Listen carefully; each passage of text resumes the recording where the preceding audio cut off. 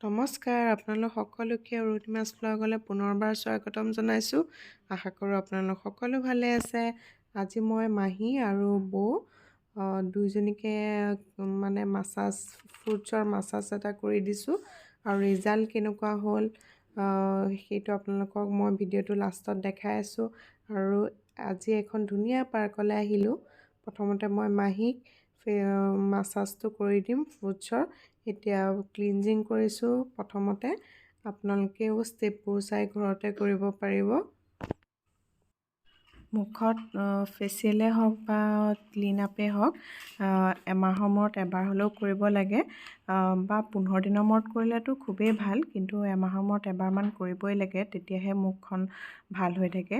আজিকালিতো চবেই ধুনীয়া হ'ব বিচাৰেই, মানে ফেচিয়েল কৰিলে বা ক্লিন আপ কৰিলে আপুনি বগা হৈ নাযায়, কিন্তু মুখখন চাফা হয় আৰু ৰিংকলছ নহয় আৰু দাগ নহয় মুখত। বা আপোনালোকে ফেচিয়েল কিনি বা পাৰ্লাৰত নকৰিলেও ঘৰৰ কিছুমান ঘৰুৱা সামগ্ৰী থাকে, তেনেদৰেও আপোনালোকে ঘৰুৱা সামগ্ৰী ব্যৱহাৰ কৰি মুখখন চাফা কৰি ৰাখিব পাৰে। মই বাৰু এদিন ঘৰুৱা সামগ্ৰী ব্যৱহাৰ কৰি আপোনালোকক দেখাম কিদৰে আপোনালোকে ঘৰতে মুখখন চাফা কৰিব পাৰে ক্লিন আপ কৰি। মাহীৰ ওপৰত কিদৰে মই ষ্টেপবোৰ কৰিছোঁ, এতিয়া মই চকুত কৰিছোঁ, সেইবোৰ চাই আপোনালোকে ঘৰতো কৰিব পাৰিব। ফেচিয়েলৰ কিট কিনি আনিও কৰিব পাৰিব বা ঘৰুৱা সামগ্ৰীও কৰিব পাৰিব। এতিয়া মই স্ক্ৰাব কৰি হৈ গ'ল, এতিয়া মই মাছাজ কৰিম। স্ক্ৰাব সদায় 5 মিনিট কৰিব লাগে। মই এতিয়া মাছাজ ক্ৰীমটো খুব বেছি 10 মিনিট মই মাহীৰ মুখত কৰিম। তাৰপিছত মাহীৰ ৰিজাল্ট কেনেকুৱা ওলালে সেইটো আপোনালোকক মই দেখাই আছোঁ। ফেচিয়েলৰ ষ্টেপবোৰ ভালদৰে গালত, থুতুৰিত, নাকত, চকুত আৰু কপালত ভালদৰে কৰিব লাগে। এতিয়া মোৰ কৰি হৈ গ'ল। এতিয়া মই পেক সানি দিছোঁ। তাৰপিছত মাহী কমচে কম 10-15 মিনিটমান ৰাখিম। এতিয়া ৰাখি হোৱাৰ পিছত মই মোহাৰি দিলোঁ চব। মুখলৈ ইমান ধুনীয়া গ্ল' এটা আহিছে। এতিয়া বৌক কৰিবলৈ আছোঁ। প্ৰথমতে থ্ৰেডিংটো কৰি লৈছোঁ আৰু আপাৰ লিপছ কৰিম। তাৰপিছতহে বৌক ফেচিয়েল কৰিম, তেতিয়াহে মানে ভাল ৰিজাল্ট ওলাব। নহ'বা থ্ৰেডিং আৰু আপাৰ লিপছটো থাকিলে মানে অলপ মুখখন ভাল নালাগে। থ্ৰেডিংটো মানে অলপ ক'লা ক'লা লাগে। থ্ৰেডিং আৰু আপাৰ লিপছটো কৰাৰ পিছত ফেচিয়েলটো কৰিলে মুখখন বেছি ভাল লাগে। সেইদৰে এতিয়া ক্লিন আপটো কৰি লৈছোঁ। এতিয়া প্ৰথম মই ক্লিনজাৰটো দি দিছোঁ। তাৰপিছত এইদৰে ভালদৰে গালত, কপালত কেনেদৰে মই আগৰ নিচিনাকৈ দিছোঁ ষ্টেপবিলাক।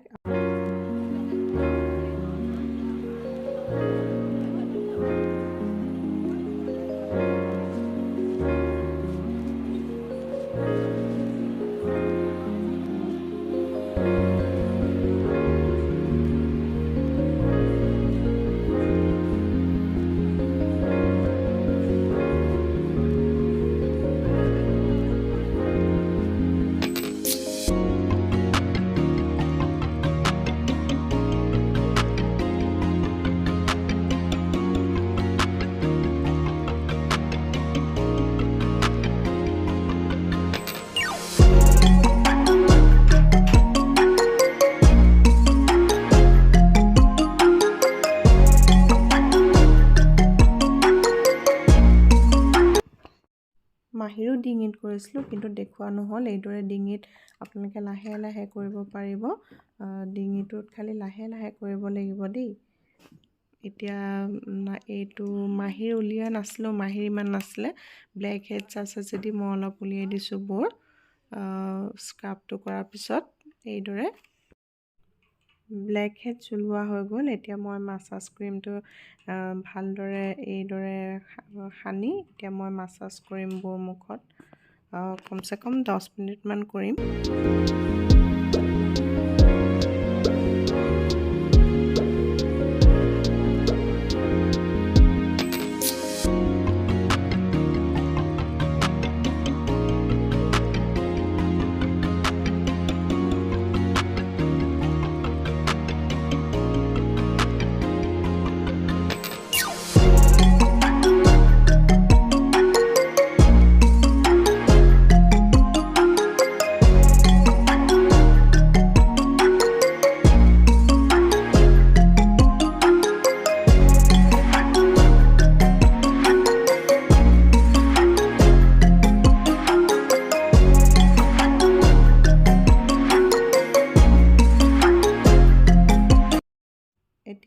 মাছাজ ক্ৰীমটো কৰি হ'লে এতিয়া কিদৰে মোহাৰোঁ আপোনালোকক মই ভালদৰে দেখাই আছোঁ।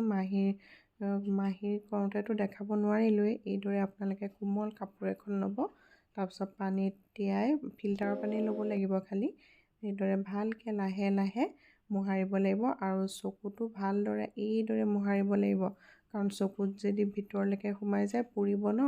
সেইদৰে লাহে লাহে এইদৰে আঁতৰাব লাগিব। এতিয়া বৌ মুখত পেকো সানিলোঁ, সানি বৌ মুখৰ পেকটো কিদৰে আঁতৰাওঁ সেইটো আপোনালোকক মই দেখাই দিছোঁ।